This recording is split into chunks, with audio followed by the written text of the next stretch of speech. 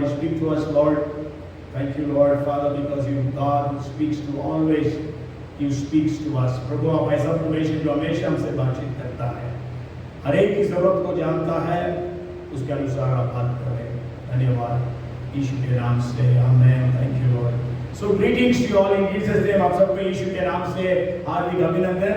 पहला जो है इस्राएल को ब्लेस करने का वचन हम पढ़ेंगे Psalms 69 verses 35 and 36, भजन 69, 35 और 36। For God will save Zion and build the cities of Judah, that they may dwell there and possess it. Also the descendants of his servants shall inherit it, and those who love his name shall dwell in it. क्योंकि परमेश्वर सिय्योन का उद्धार करेगा और यहूदा के नगरों को फिर बसाएगा, और लोग फिर वहां बसकर उसके अधिकारी हो जाएंगे। उसके दासों का वंश उसको अपने भाग में पाएगा, और उसके नाम के प्रेमी उसमें वास करेंगे।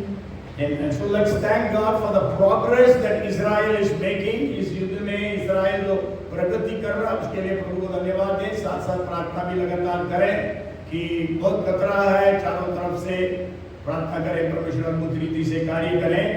इस वीक किसी का मतलब one of the leaders means Hamas का सबसे जो सीनियर मोस्ट लीडर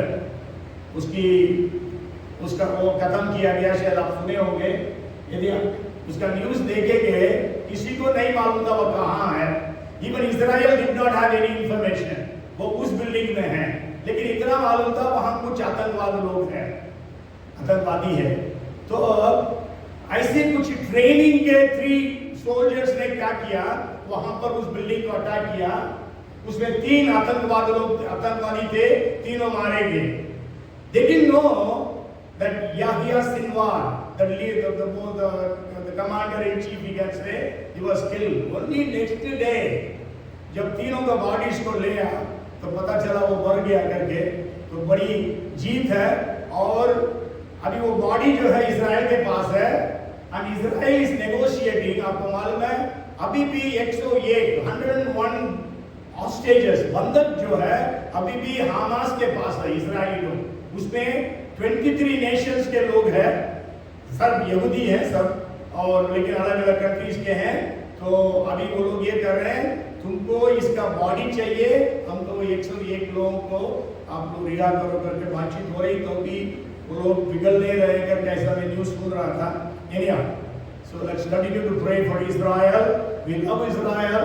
जैसा ये भी बता रहे थे कि तमिलनाडु में रोज लोग इजराइल के लिए प्रार्थना करते हैं, लेकिन अभी भी बहुत सारी जगह में क्रिश्चियंस भी एंटी इजराइल होते हैं, और इस बात को भी हम जानते हैं। Anyhow, last Sunday I shared with you, I told you that I will share about something today। पिछले संडे को मैंने बताया आज मैं एक विषय के ऊपर बोलूंगा। किसी को याद है? Iran. I will share about Iran in prophecy। आज सब जानते हैं, सारे न्यूज में ईरान का नाम बार बार आते रहता है। We know that Iran is mentioned in every pieces of news। और इस स्थिति में ईरान के बारे में हम जाने। आपसे एक प्रश्न है, क्या ईरान का शब्द बाइबल में है? यस और नो? है? नहीं है, ईरान का शब्द नहीं है। इंडिया का शब्द है 2 बार, एस्तर 1 का 1 और एस्तर 8 का 9 में इंडिया का शब्द है, लेकिन ईरान का शब्द ईरान करके नहीं है, लेकिन ईरान का दूसरा नाम से है। सो वही बात को आज मैं आपको शेयर करना चाहता हूं। मैं सोचता हूं जरूर हम लोग भी उतना नहीं जानते होंगे, ईरानियंस भी नहीं जानते होंगे ईरान के बारे में। बाइबल में इतनी सारी बातें लिखी गई है, more than 200 references are there, 240 to be specific. 240 reference है ईरान के बारे में पूरी बाइबल में। नया नियम में केवल एक ही है, और पुराना नियम में बाकी सब है। और इसलिए आज मैं आपको थोड़ा सा शेयर करना चाहता हूं। और दानियल, यज़रा, नेहमाया, यस्तर, ये चारों किताबों में मतलब हम कह सकते हैं यस्दर, नेहेमिया, यस्तर, यज्रा, नेहेमिया, यस्तर तो पूरी तौर से पर्शियन एम्पायर मतलब ईरान है ना, तो उनके बारे में है। दानियल 6th चैप्टर से 12th चैप्टर तक वो ईरान के बारे में मतलब पर्शिया के बारे में बहुत कुछ लिखता है, भविष्यवाणियां करता है। और इसके अलावा यशाया और इर्मिया ने भी भविष्यवाणियां की है, जिसके विषय में हमने अभी पढ़ा था यज्रा उसका पहला अध्याय में, जहां पर इर्मिया ने भविष्यवाणी की करके हम लोग वचन में पढ़ते हैं। और कम से कम 5 सम्राट के विषय में बाइबल में पर्शियन एम्पायर के 5 सम्राट, 5 emperors we read about in the scriptures. Okay, so first I will give you some historical background, मतलब शुरू में मैं आपको ऐतिहासिक पृष्ठभूमि बताना चाहता हूँ। ज्यादा वचन नहीं पढ़ेंगे लेकिन मैं वचन कोट करता हूँ, आप जो है आप लिख लीजिएगा क्योंकि it's a big message, but then I will try to shorten it as much as possible. और ओके, किसी कोई आप बताना चाहते हैं ईरान का नाम? एक तो बता दिया मैं, ईरान का कम से कम 4 नाम बाइबल में है। ईरान को 4 नाम से माना गया है, तो कोई बताएंगे? एक तो पर्शिया बता दिया, और 3 नाम है। कोई ट्राई करना चाहते हैं ईरान के लिए बाइबल में क्या नाम दिया गया है? Ilam, very good, Ilam, okay. और ओके, वेरी गुड, से किसी को मालूम इलाम कौन था? आप जो है हमेशा वो जेनेसिस 10th चैप्टर को अच्छा से पढ़ लीजिएगा। We need to read the 10th chapter of Genesis. It is called as Table of Nations, मतलब राष्ट्रों की सूची हम बोलते हैं उसको। और हम जानते हैं नूह के जल प्रलय के बाद the entire humanity grew from 3 sons of Noah, Shem, Ham, Japheth. So Shem, Ham, Japheth के वंश, उनके बच्चों के विषय में हम उत्पत्ति उसका 10वां अध्याय जेनेसिस 10th चैप्टर में हम पढ़ते हैं। तो उसमें हम क्या देखते हैं? तो ईलाम जो है शेम, आपको मालूम है यहूदी लोग भी शेम से आते हैं, है ना। और ईलाम जो है शेम का पहला बेटा है। एक वचन पढ़ लें, 9 का 22 10 का 22 मेरे ख्याल से 10 का 22 पढ़िए, उत्पत्ति 10 का 22 10:22। शेम के पुत्र एलाम, अशूर, अपशक्त। ओके, इलाम ना, sons of Shem were Elam. Okay, he had 5 sons, is it? 1 2 3 4 5. Yeah, 5 sons he had, and the eldest was Elam. और आपको मालूम है शेम से ही यहूदी लोग भी आए हैं।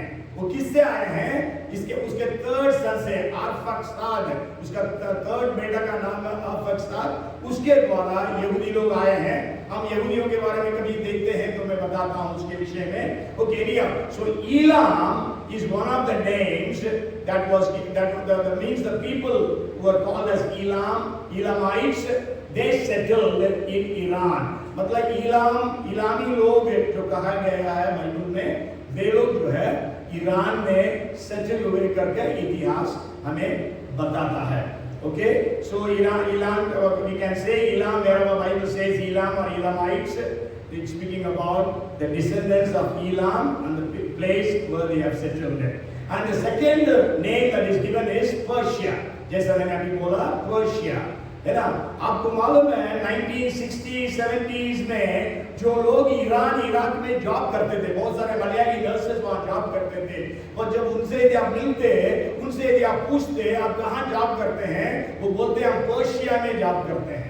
पर्शिया कहाँ गया था उस समय, है ना। ईरान का मेरे ख्याल से 1930 में पर्शिया का नाम को ईरान करके उस समय का जो राजा है उसने बदला कर इतिहास बताता है। सो पर्शिया, हम जानते हैं पर्शियन एम्पायर के बारे में बाइबल में बहुत जिक्र है। जैसा मैंने अभी बताया, यज्रा, नेहेमिया, यस्तर, ये तीनों किताबें जो है पर्शियन एम्पायर के समय में हुआ। और दानियल जो है 5th चैप्टर तक बैबिलोनियन एम्पायर था, 6th चैप्टर से पर्शियन एम्पायर था। 6th चैप्टर में है ना, तो हम जानते हैं जब सिंह की गुफा में डाला गया। And then the third word name that was given means the Iran is called is Medes, है ना। मेड हिंदी में क्या लिखा बेटा? पढ़िए 10 का 2, जेनेसिस 10 का 2, जाफेत का बेटा है ना, शेम का बेटा ईलाम, जाफेत का बेटा मडाई लिखा है। हिंदी में क्या लिखा है? यपेत के पुत्र गोमेर, मागोग मादे है, मादे है ना, मीड्स, उसको इंग्लिश में मडाई बोलते हैं, लेकिन वो ये पीपल ग्रुप को कहते हैं मीड्स, है ना। सो Ilam, Elamites, Persian, third one is Madaya, Medes, है ना। मेडो पर्शियन एम्पायर, आपको याद होगा मेडो पर्शियन एम्पायर के बारे में बाइबल बताती है। Okay, and the fourth name that is given is in the New Testament, that is if you read the Acts of the Apostles chapter 2 and verse 9, प्रेरितों के काम उसका दूसरा अध्याय उसका 9वां पद है। हम जो पार्थी और मेदी और एलामी, बस इतना काफी है। वहां पर हम देखते हैं, हम जानते हैं कि 17-18 देश के लोग थे इस्राएल यरूशलेम में उस दिन, पेंतुकोस्त के दिन। वो लोग सब इकट्ठे हो गए थे वचन सुनने के लिए। जब पेंतुकोस्त के दिन में पवित्र आत्मा उठेला गया था, सब अपनी अपनी मातृभाषा में सुने करके लिखा है। उसमें लिखा है पार्थियंस, है ना। पार्थियंस, मीड्स और Elamites, already I told Medes and Elamites are Iranians, और Parthians also settled in Iran. So ये 3 groups वहां पर थे। मतलब हम कह सकते हैं इंडिया में सुसमाचार आने से पहले कहां पहुंच गया? ईरान में पहुंच गया। वेस्टर्न कंट्रीज में सुसमाचार जाने से पहले ईरान में चर्चा शुरू हो गए थे। और चाइना में जब चर्चा शुरू हुआ था, चाइना के लोग क्या कहते थे मालूम? They used to say Christianity is a Persian religion. Persian religion कहते थे। हम लोग वेस्टर्न रिलीजन बोलते थे, विदेशी धर्म बोलते हैं यहाँ पे, लेकिन वहां पर बोलते हैं पर्शियन रिलीजन। क्यों बोलते थे? क्योंकि सिल्क रोड में ईरान भी आता है, तो सिल्क रोड में ये चाइनीज जो यात्रा करके व्यापार करने के लिए जाते आते थे, उनको ईरान के जो क्रिश्चियंस बने उन लोगों ने सुसमाचार सुनाया। So that's why it's called as Persian religion. It was called as in China. Okay, this is just for your information. और जैसा हिस्टोरिकल बैकग्राउंड है ये सब, इसमें एक और बात बता दूं। और ईरान जो है, it became an Islamic country in the 7th century. Iran 7वीं शताब्दी में एक मुसलमान देश बन गया, लेकिन कट्टर नहीं बने। लेकिन वो लोग वहां पर पूरी आजादी थी सबको अपना अपना धर्म मानने के लिए, और वहां पर राजा लोग राज्य करते थे। और मैं एक बार एक ईरान के पास्टर से मिला था जेरूसलम में, वो बोल रहे थे उस समय का जो राजा था, वो राजा आखिरी राजा 1979 में सत्ता पलटा गया, और वो आखिरी जो राजा था वो क्रिश्चियंस को बहुत सपोर्ट करता था।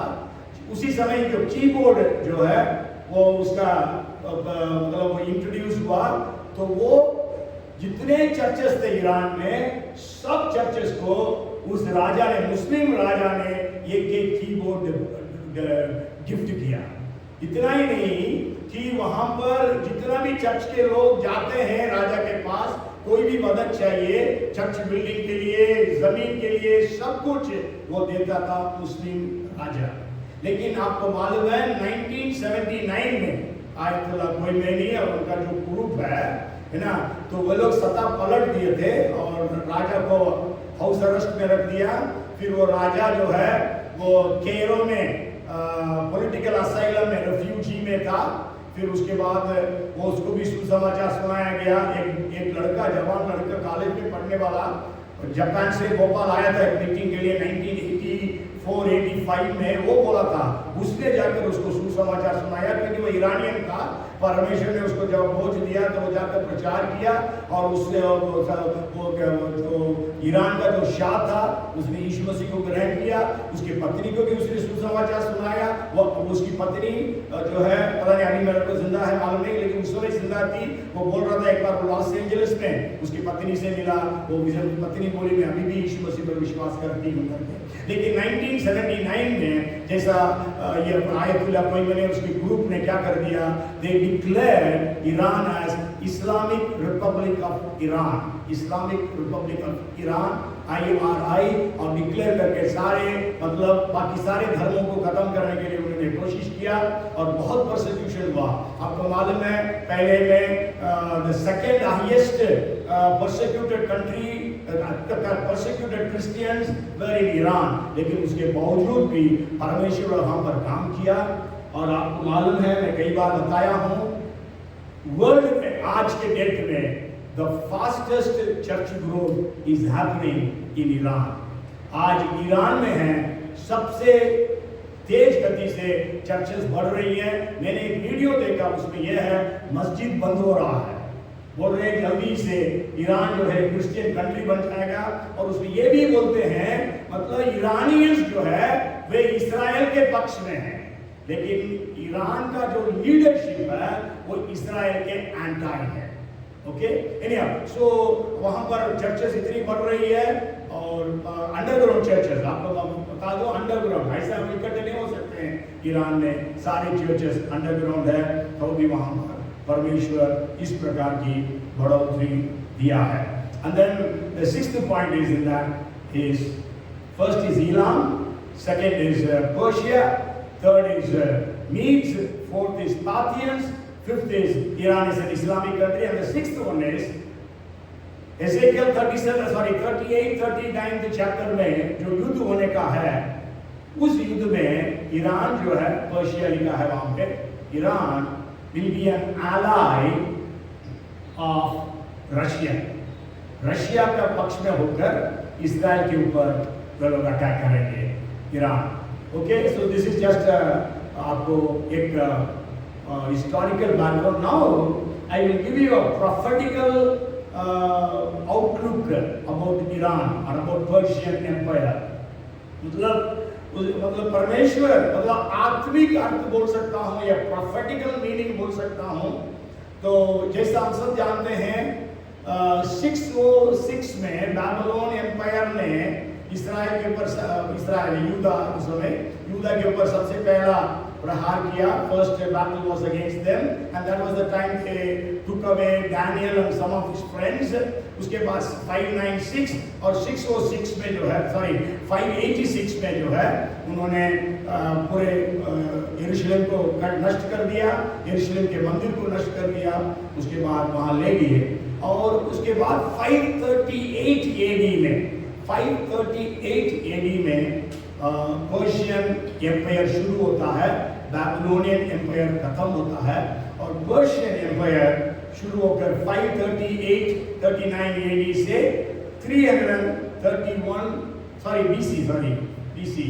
539 BC to 331 BC में वहां पर पर्शियन एम्पायर था। जैसा मैं बताया था बाइबल में 5 किंग्स के बारे में, पर्शियन किंग्स के बारे में बाइबल में वर्णन है, तो सब बातों को हम लोग देख नहीं पाएंगे, आप लोग ढूंढ लीजिएगा। And then I want to share with you maybe 5 or 6 things, मतलब स्पिरिचुअली ईरान जो है किस प्रकार से परमेश्वर ने ईरान में काम किया या पर्शिया में काम किया। I will just share with you 6 things.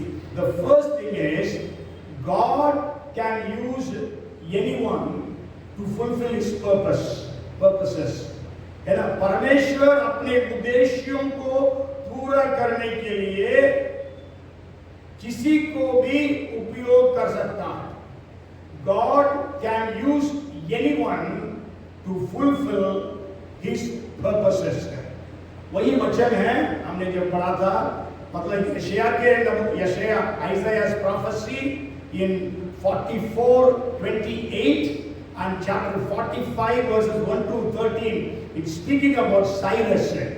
44 का 44 का 28 और 45वां अध्याय के 1 से 13 पद में खुसरू राजा के बारे में वहां पर बयान है।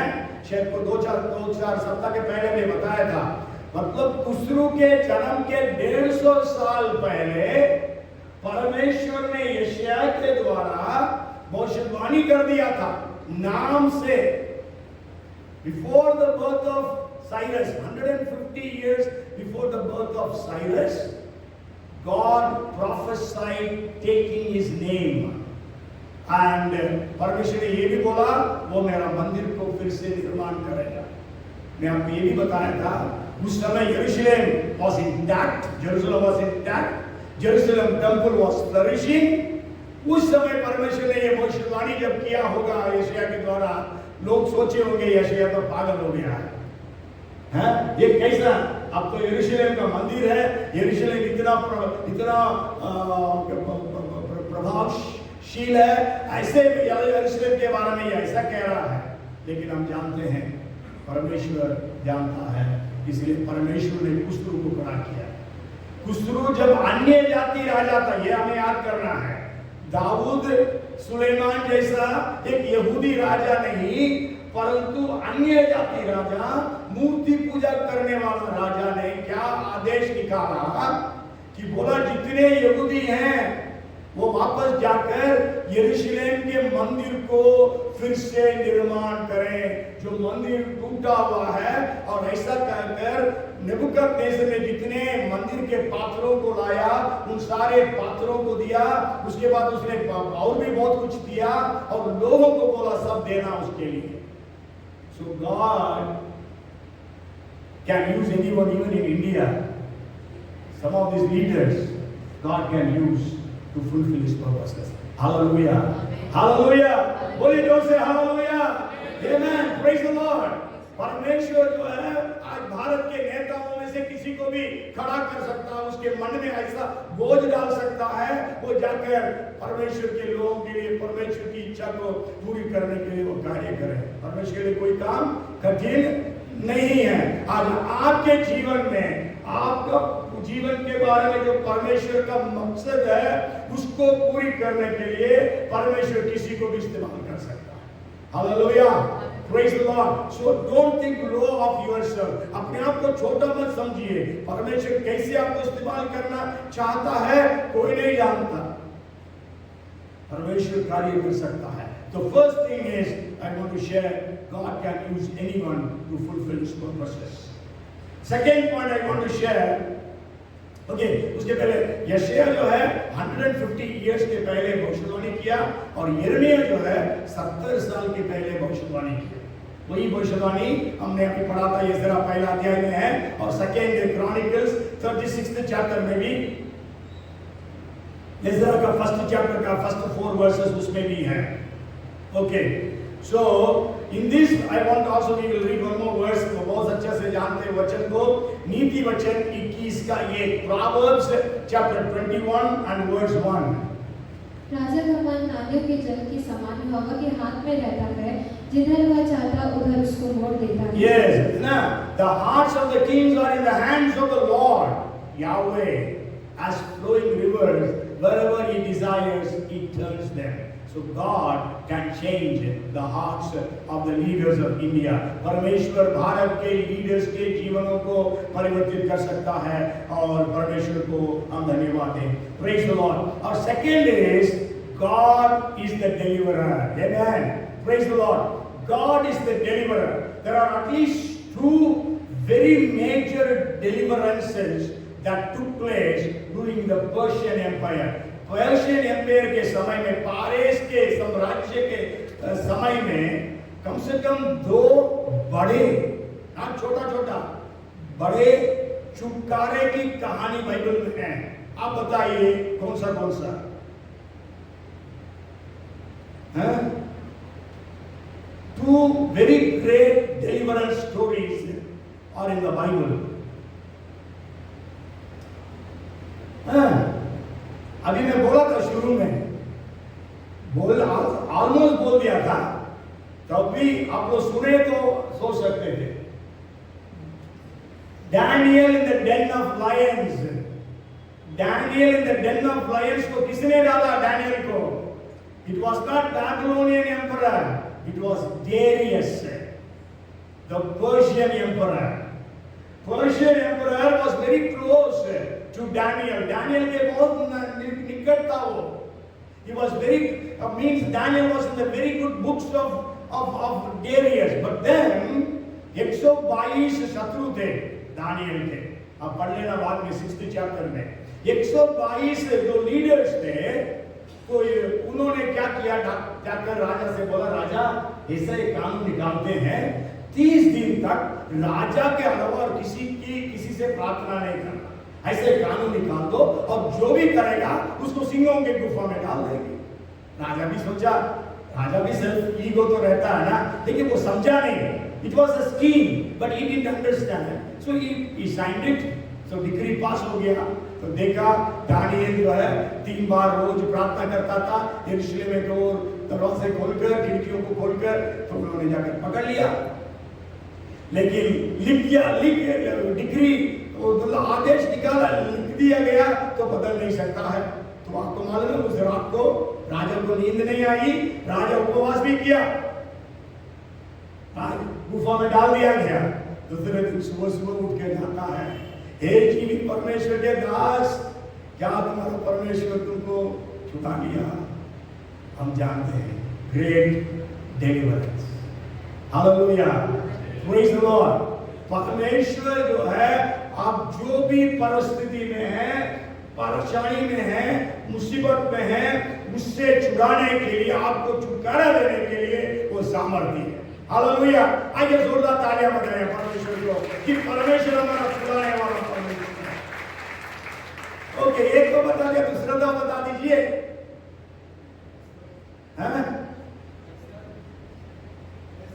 यस, एस्तर के समय the second deliverance was during Esther's time. Esther के टाइम में कौन राज्य कर रहा था? Persian emperor. Persian emperor was ruling, and that was the time they had the largest area, geographical area. कहां से कहां तक? इंडिया से कुश, from India to Ethiopia, 127 provinces का हेड था. वहां पर भी was a scheme. वहां पर भी राजा को नहीं मालूम था, ये जो है यहूदियों को फंसाने की बात है. हम जानते हैं वहां पर, यहाँ पर तो केवल दानियल के ऊपर था, वहां पर पूरे यहूदियों के ऊपर, पूरे वर्ल्ड में जितने यहूदी लोग हैं, सारे लोगों को 12वां महीने के 13वां दिन खत्म करने का आदेश निकाल दिया गया. राजा भी साइन कर दिया. उस समय क्या हुआ आपको मालूम? That time it was very much anti-Semitic, मतलब Semitic मतलब शेम से यहूदी लोग आए, इसलिए उसको anti-Semitism आज भी आप लोग न्यूज़ में भी सुनते होंगे. यहूदियों के विरोध में वो देश था, इसलिए आप परमेश्वर का नाम वहां नहीं पढ़ते हैं.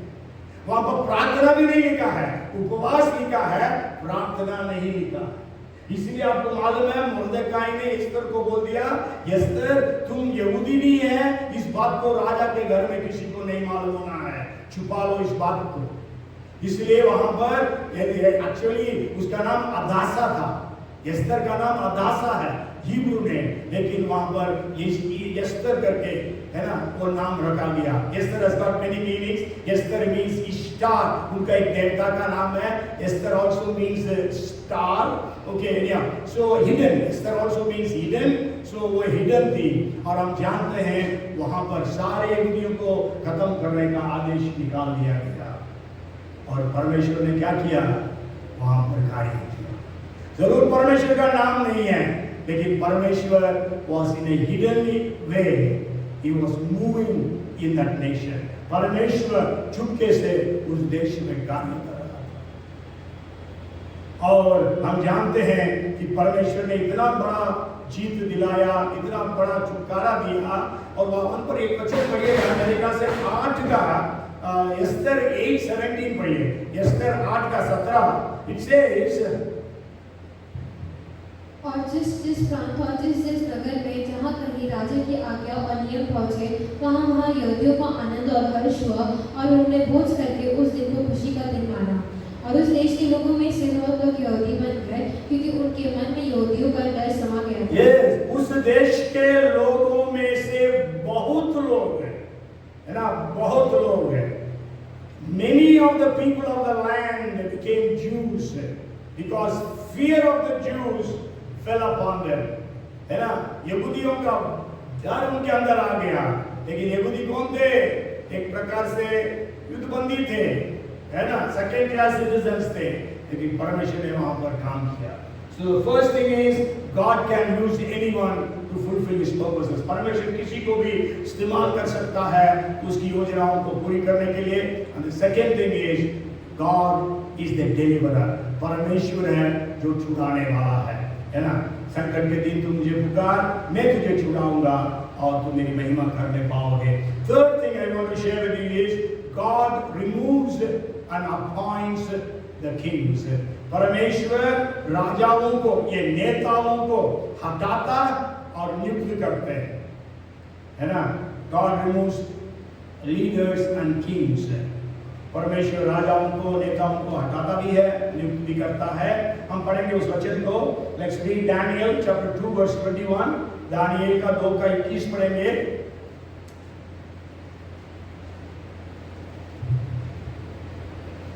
समयों और ऋतुओं को वही बदलता है, राजा का अस्त और उदय भी वही करता है, बुद्धिमानों को बुद्धि और समझवालों को समझ भी वही देता है। Yes, and He changes the times of the seasons. He removes kings and raises up kings. He gives wisdom to the wise and knowledge to those who are understanding. और हम जानते हैं परमेश्वर जो है इस प्रकार राजाओं को नियुक्त करता है और अपॉइंट करता है। इसलिए परमेश्वर ने, जानते हैं, बैबिलोन एम्पायर बहुत प्रफुल्लित था। Babylon empire was at its pinnacle और क्लाइमैक्स ऑफ इट्स ग्लोरी, है ना।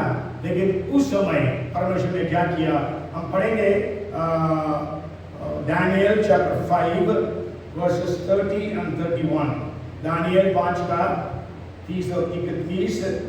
उसी रात कसादियों का राजा बेलशस्सर मार डाला गया और दारामादी जो कोई 62 वर्ष का था राजगद्दी पर विराजमान हुआ। Yes, है ना। So we read that बेल्तशार मतलब बैबिलोनियन जो एम्परर था वो हटाया गया और उसके बदले दारा जो पर्शियन किंग था, मेडो पर्शियन का किंग एम्परर, वो राजा बन गया। So that was impossible. Nobody could have imagined, nobody could have dreamt that. कोई भी उस समय के लोग उस प्रकार सोच ही नहीं सकते थे, लेकिन परमेश्वर ने कार्य किया। उसका भी एक इतिहास है, कैसे वो लोग जीते। लेकिन कभी समय होगा दानियल के ऊपर मैं बोलूंगा तो मैं बताता हूँ। And then the fourth thing is, you know the prophecies about the Persian Empire, during the Persian Empire. The fourth thing that we learn is God teaches us spiritual warfare. परमेश्वर हमें आत्मिक युद्ध सिखाता है। जब हम लोग पढ़ते हैं Psalms 144:1, Psalms 144:1, Blessed be the Lord my rock who trains my hands for war and my fingers for battle. धन्य है यहोवा जो मेरी चट्टान है, वो मेरे हाथों को लड़ने और युद्ध करने के लिए तैयार करता है। You know 10वां अध्याय में, दानियल 10वां अध्याय में दानियल जो है, he was on a partial fast and he was praying to God for something. और हम जानते हैं पहले ही दिन परमेश्वर ने गैब्रियल को, जिब्राइल को भेजा। लेकिन हम पढ़ेंगे 10 का 13 पढ़ेंगे, 10 and verse 13 है। फारस के राजा का प्रधान 21 दिन तक मेरा सामना किए रहा, परंतु मिकाएल जो मुख्य प्रधानों में से है वो मेरी सहायता के लिए आया। और मैं भी 12 पद भी पढ़ लेना, 12 पद। फिर उसने मुझसे कहा, है दानियल मत डर, क्योंकि पहले दिन को जब तूने समझने बूझने के लिए मन लगाया और अपने परमेश्वर के सामने अपने को दीन किया, उसी दिन तेरे वचन सुने गए और मैं तेरे वचनों के कारण आ गया हूँ। Yes, अब देखिए मतलब शैतान हमारी प्रार्थनाओं को रोकता है। ये सच्चाई दानियल के इस घटना से हमें मालूम होती है। मतलब आप प्रार्थना करते हो, कुछ नहीं हो रहा है, आप सोचते हो क्यों नहीं हो रहा है, आप उपवास कर रहे हैं, प्रार्थना कर रहे हैं, आप गिड़गिड़ा रहे हैं, विश्वास कर रहे हैं, कितने प्रकार की प्रार्थनाएं, सब प्रकार की प्रार्थना कर रहे हैं, लेकिन कुछ भी नहीं हो रहा है। क्यों? क्योंकि यहाँ पर जो पारे देश का प्रधान लिखा है, यह प्रधान जो है वो दुष्ट आत्मा की ताकत है। आपको याद होगा एफिसियों 6:12 में पौलुस कहता है हमारा यह मलयुद्ध लघु और मांस से नहीं परंतु प्रधानों से प्रधान है ना। We wrestle not against flesh and blood but against principalities। या 10 का 12 13 में प्रिंस ऑफ पर्शिया 20th वर्ष पढ़ेंगे 10 का 20 डैनियल में, वहां पर प्रिंस ऑफ पर्शिया भी लिखा है। उसके बाद कहता है प्रिंस ऑफ ग्रीस, उसके बाद यूनान का प्रधान आएगा है ना। मतलब पर्शिया के बाद कौन आने वाला है? यूनान का राज्य, मतलब साम्राज्य, Persian Greek empire was to come. So उस प्रकार हम देखते हैं। So through this scripture of Daniel we in the New Testament understand that our prayers are hindered by satanic forces।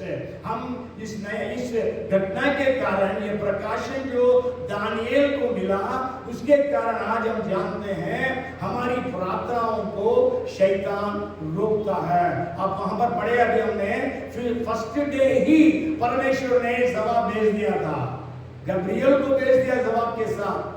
जरूर वहां पर गब्रियल का नाम नहीं है। और 21 दिन तक दानियल प्रार्थना नहीं छोड़ा। इसलिए तो यीशु मसीह ने कहा कि निरंतर प्रार्थना करते रहो, जब तक जवाब नहीं मिलता है तब तक प्रार्थना करना है। और वहां पर हम जानते हैं 21 दिन तक बोलता है कि पारेश का प्रधान मुझे रोके रखा और मिकाएल आकर मेरी मदद किया, तब मैं अब तुम्हारे पास आया हूं। तो इसीलिए परमेश्वर आत्मिक युद्ध में हमारी प्रार्थनाओं में जो रुकावटें हैं उसको ढा देने के लिए हमें सिखाता है। हमारे जीवन में भी, आपके जीवन में भी यदि ऐसी कोई आशीष रुकी हुई है, शैतान से आप कहिए कि शैतान अपने हाथ को हटा दे कि ताकि परमेश्वर की आशीष आपके जीवन में आ जाए। The fifth thing I want to share with you is God is a God of vengeance। परमेश्वर बदला देने वाला या बदला लेने वाला परमेश्वर है। इस बात को याद रखना। We have to understand from the Persian Empire, Iran से हम क्या समझ रहे हैं, यहाँ के स्क्रिप्चर्स में जो लिखा है God is a God of vengeance। हम जानते हैं वो very famous verse 30 to 35 of Deuteronomy, पर God says, पढ़ेंगे 30 to 35 Deuteronomy का first part, vengeance is mine and recompense। पलटा लेना और बदला देना मेरा ही काम, परमेश्वर कह रहा हूं हमके। फिर उसके बाद हम 2 वचन पढ़ेंगे है ना। People are playing with God, but let's see what the Bible says। Let's read Hebrews chapter 10 and verse 31। पढ़ेंगे इब्रानी 10 का 31। जीवते परमेश्वर के हाथों में पड़ना भयानक बात है। Yes, it is a fearful thing to fall into the hands of the living God।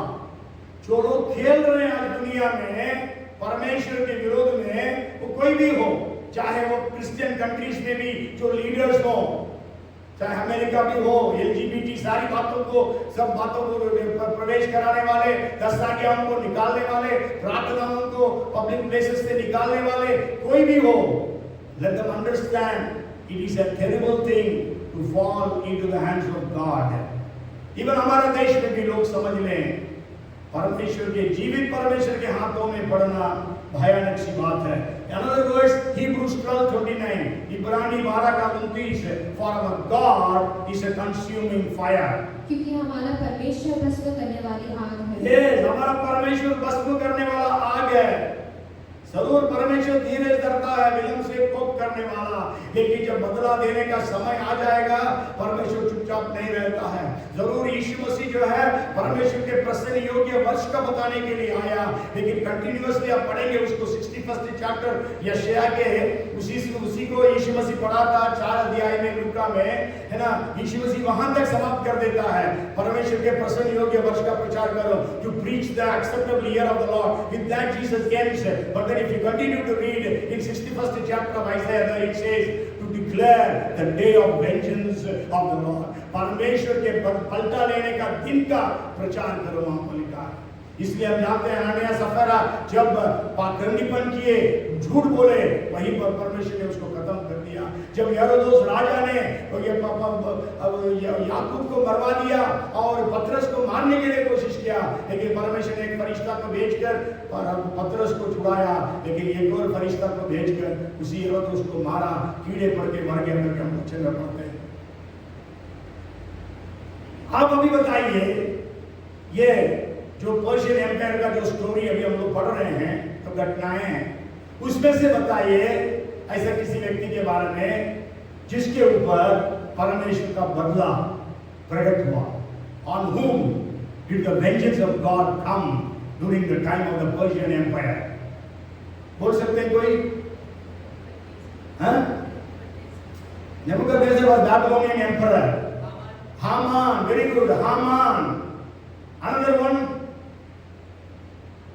Daniel's 122 जो दुश्मन थे ना, अब पढ़िए, दो वचनों तो पढ़ेंगे। पहले दानियल के बारे में देखते हैं, पढ़िए दानियल 6 का 24 पढ़िए। दानियल 6 and verse 24 है ना। जब दानियल को परमेश्वर ने छुड़ा दिया सिंहों के गुफा से, तो वहां पर लिखा है the king gave the command and they brought those men, you know those men were 122 top leaders और 123 थे, उसमें एक दानियल, बाकी 122 big leaders of the Persian Empire। उनके ऊपर क्या हुआ? They brought those men who had accused Daniel and they cast them into the den of lions, them, their children and their wives, and the lions overpowered them and broke all their bones in pieces before they ever came to the bottom of the den। तब राजा ने आज्ञा दी कि जिस पुरुषों ने Daniel की चुंगी खाई थी, वे अपने अपने बाल बच्चों और स्त्रियों समेत लाकर सिंहों के गड्ढे में डाल दिए जाए, और वे गड्ढे की पेटी तक भी ना पहुंचे कि सिंहों ने उन पर झपट कर सब हड्डियों समेत उनको चबा डाला। Yes, जो लोग बाइबल के आश्चर्य कर्मों को इनकार करते हैं, there are even Christians, liberal theologians, they deny the miracles in the Bible। तो उन्होंने बोला, एक बाइबल कॉलेज में प्रचार कर रहा था, सेमिनरी में, see if the lions are well fed, they don't harm any human being। So the lions in the den of lions where Daniel was thrown into, so they were all well fed, so they did not feel hunger and so they did not harm Daniel। There was one boy sitting in the class. He said, "Hallelujah!" And the professor was perplexed. He said, "What happened?" "Yes, sir.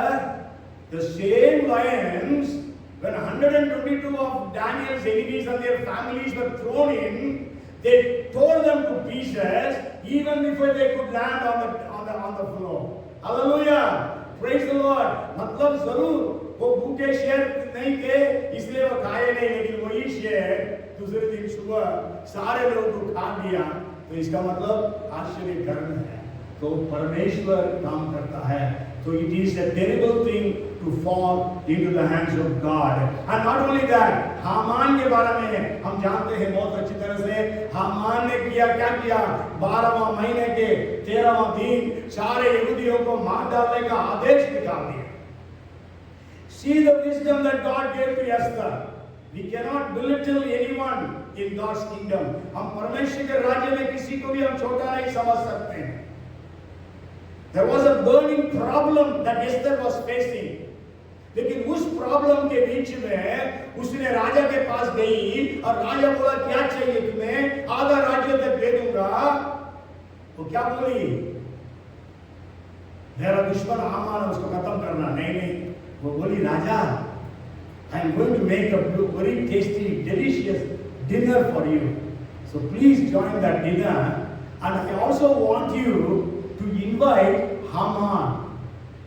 मतलब उसको परमेश्वर ने कैसी बुद्धि दिया। देखिए, परमेश्वर का बुद्धि आपको समझ में नहीं आएगा, क्योंकि हम सोचते हैं बुद्धिमान, इसलिए तो अच्छा में लिखा है, बुद्धिमान जताकर मूर्ख बनते जाते हैं मानव जाति के लोग। तो हम देखते हैं कि आप सोच सकते हैं, आपका खत्म करने वाला दुश्मन को आप खाने में बुलाएंगे? हैं? लेकिन परमेश्वर ने ये बुद्धि दिया, उसने ऊपर बुलाई। हामान खाना खा रहा था। खाना खाते समय फिर से राजा पूछता है, एस्तर रानी, तुमको क्या चाहिए? आधा राज्य तक दूंगा। क्या बोलती है? Raja, I want to give you another different kinds of dishes, है ना, cushion, another cushion, then you come tomorrow also and call Haman also. Haman तो बहुत खुश हो गया। अरे, राजा ने इतने सारे लोगों में मेरे को ही बुलाया है और किसी को नहीं बुलाया। फिर क्या हुआ? उसी दिन रात को राजा को नींद नहीं आई। नींद नहीं आया, वो पढ़ता मोर्दकाई के बारे में, पूछता है मोर्दकाई को इसके लिए इनाम दिया गया? बोले नहीं दिया गया। तो उसी समय हामान आता है, क्या करने के लिए? हामान ने 50 हाथ लंबा खंबा खड़ा कर दिया। उसमें हामान सोचा था राजा का इतना करीब में हो गया, चलो मोर्दकाई को उसमें फांसी चढ़ा दे। वही बोलने के लिए आया। तो राजा पूछता है, राजा किसी को आदर देना चाहता है, उसको कैसे आदर किया जाए? हामान सोचता है मेरे अलावा किसको राजा आदर करेगा, क्योंकि रानी भी मेरे को ही बुलाई, राजा भी मेरे को ही आदर करेगा। इसलिए बोला सबसे मतलब राजा का वस्त्र पहनाया जाए, राजा का घोड़ा में बिठाया जाए और ले जाए पूरे शहर में, और बहुत एक प्रतिष्ठित पुरुष उनके आगे आगे जाए। ये बोले राजा जिसको आदर करना चाहता है उसकी आदर ऐसी होती है, बोलते जाए। राजा ने क्या बोला? हामान, ये सब जो बिठा है ना गेट में, उस मोर्दकाई के लिए करो। Hallelujah. It is a bhayanak, it's a terrible thing to fall into the hands of God. Let our leaders also understand that. Whoever touches us is touching the eyes of the people of God's eyes. और हम जानते हैं कि दूसरे दिन खाने के लिए आया तो एस्तर तब कहानी सुनाती है, राजा आपके राष्ट्र में एक ऐसे परिवार, एक ऐसा जाति है, बहुत अच्छे हैं, लेकिन उनको खत्म करने के लिए एक दुष्ट ने प्लान बनाया। बोले राजा ऐसा कौन है? बोला वो दुष्ट दुश्मन यह हामान है। बस आप जानते हैं जिस खंबे को उसने खड़ा किया, खंबा को, उसी खंबा में उसको चढ़ा दिया और उसके 10 बेटों को भी मार डाल दिया। उसके जितने दुश्मन थे सब मारे गए। तो इसलिए मेरे प्यारों, जो Iranian prophecy is telling us all these different things. So the first thing is God can use anyone to fulfill His purposes. Second is God is the deliverer. Third is God removes and appoints kings. Fourth, God teaches us spiritual warfare. Fifth is God is the God of vengeance. और हामान के बारे में बाद में पढ़ लीजिएगा। फिर the last point is God is the God of history, or else God is the God of the future. परमेश्वर इतिहास का परमेश्वर या भविष्य का परमेश्वर है। दानियल को कई सारे सपने मिले, मतलब एक सपना मिला था नेबूकदनेस्सर को, पूरे इतिहास बताया गया उसको। सबसे पहले बाबिलोनियन एम्पायर अभी चल रहा है, उसके बाद मेडो पर्शियंस आएंगे, मेडो पर्शियंस के बाद ग्रीस आएगा, ग्रीस के बाद रोमन एम्पायर आएगा, रोमन एम्पायर जो है वो टूट जाएगा और 10 भागों में बढ़ जाएगा।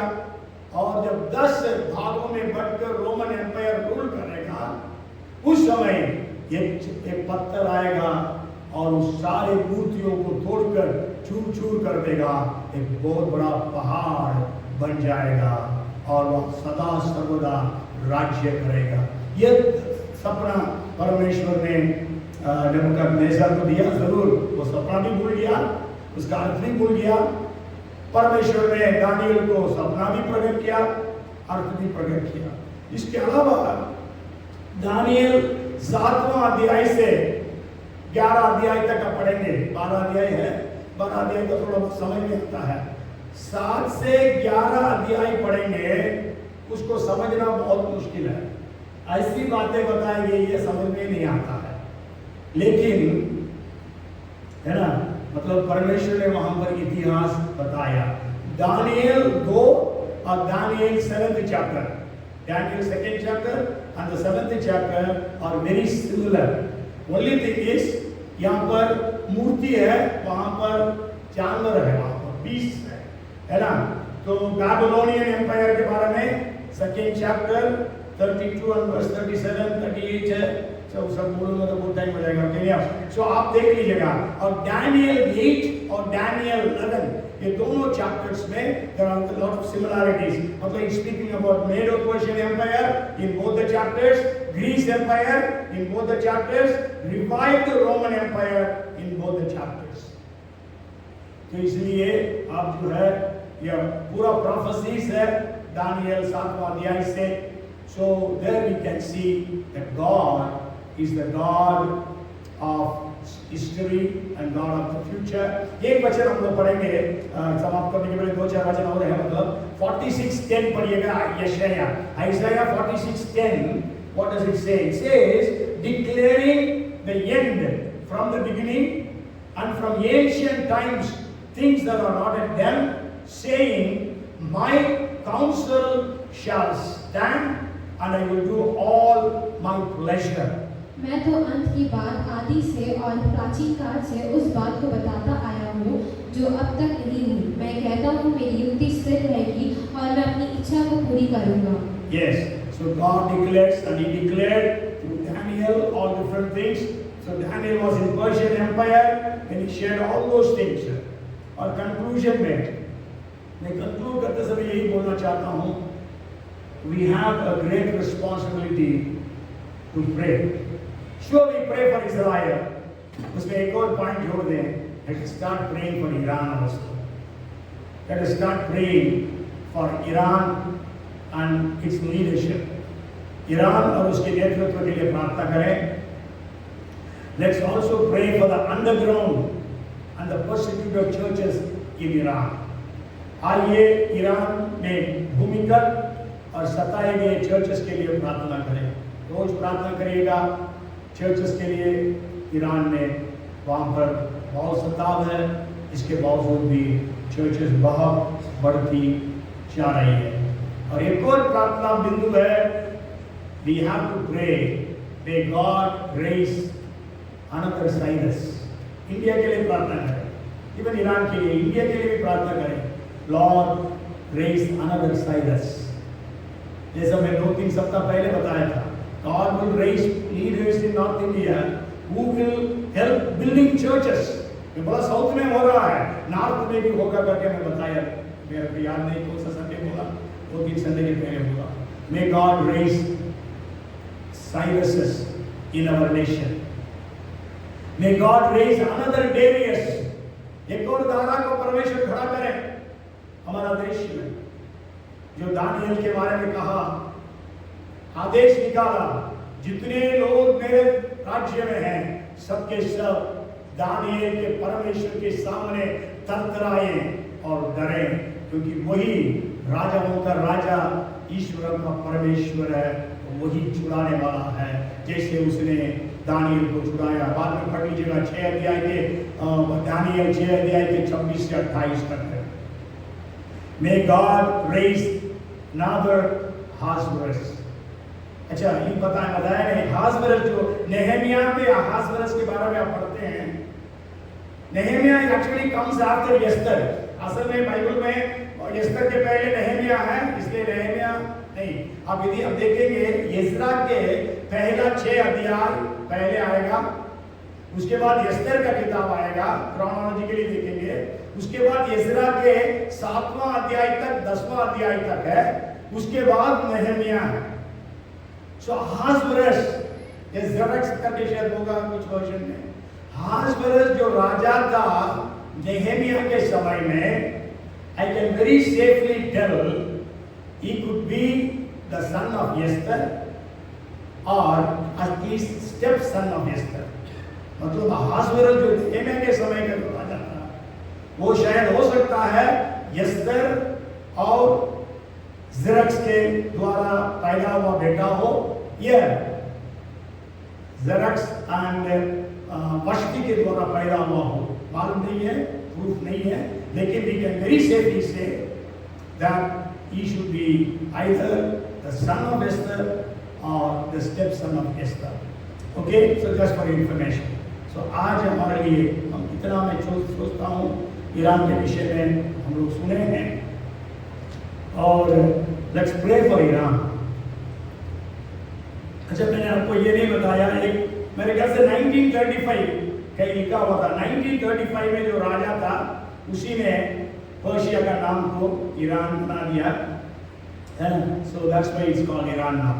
Okay, so you have learned some of the things, keep them in your heart. Maybe YouTube में हम अपलोड करेंगे, सुनिए फिर इस बात को, क्योंकि मैं थोड़ा सा जल्दी में था, कई वर्ष हम लोग पढ़े नहीं।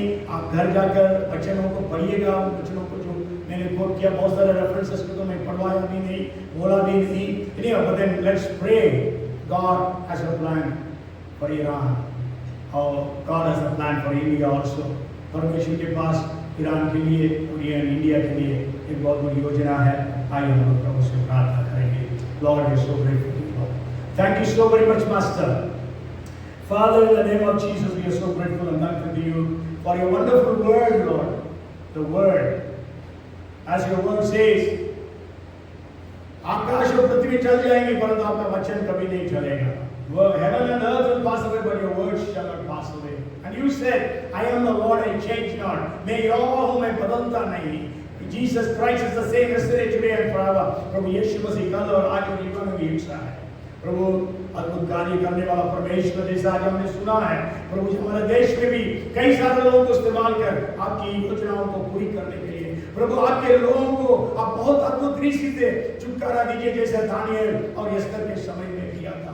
प्रभु जी, हम प्रार्थना करते हैं आप में युद्ध करने के लिए हमें सिखाइए प्रभु जी, और हम प्रार्थना करते हैं प्रभु हम समझ सके कि आप बदला लेने वाला परमेश्वर है, बदला लेने वाला है प्रभु। You are a God of vengeance, let us understand that. And also Lord, you appoint leaders and you remove leaders. The hearts of the kings are in your hands as flowing rivers wherever you desire turning. पर बहती नालियों के समान राजा का हृदय मन और यहोवा के हाथों में है, जिधर वो चाहता उधर फेर देता है। और प्रभु जी, हम प्रार्थना करते हैं कि परमेश्वर पूरे इतिहास को आपने बता दिया। रेवलेशन 11:15 जो कहता है सारे राज्य परमेश्वर और उसका मसीह का हो गया है और वो युगानुयुग राज्य करेगा। all the kingdoms of the world have become the kingdoms of God and Christ. Lord, we pray that it happen fast. Jesus, आप जल्दी आइए। प्रभु जी यीशु जल्दी आइए। God, Jesus, you come fast. We pray. Things are getting back to worse in the nations. प्रभु परिस्थितियां खराब होती जा रही है।